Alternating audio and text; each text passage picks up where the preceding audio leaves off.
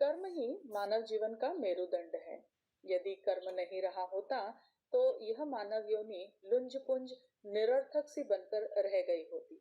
इसे सुरदुर्लभ जीवन की संज्ञा नहीं मिली होती। कर्म ही वह सौरभ है जो इस विश्व को नंदन कानन बनाए हुए है।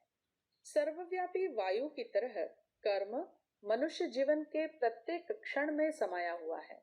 सोते जागते, उठते बैठते, खाते पीते, काम करते, विश्राम करते हुए मनुष्य कर्म ही करता है। यह कर्म ही उसके सुख दुख का हेतु होता है। पाप पुण्य स्वर्ग नरक का आधार कर्म ही है। कर्म तो सभी करते हैं, किंतु किस मनोयोग से कर्म किया जाए कि सफलता मिलकर ही रहे। असफल हो जाने पर किस प्रकार बिना उद्विग्न हुए पुनः उसमें प्रवृत्त हुआ जा सके। कर्म तथा आकांक्षाओं विचारणाओं में सामंजस्य किस प्रकार स्थापित किया जाए जिससे स्वयं सुखी होने के साथ साथ विश्व मानव को भी सुखी बनाया जा सके। कर्म उसके कर्ता को पहले क्षण सफलता के हर्ष से उन्मत्त बना देता है, तो दूसरे ही क्षण असफलता का विषाद उसे सिर धुनने को विवश कर देता है। इस विडंबना से बचने के लिए कर्म के प्रति समग्र दृष्टिकोण रखना आवश्यक है।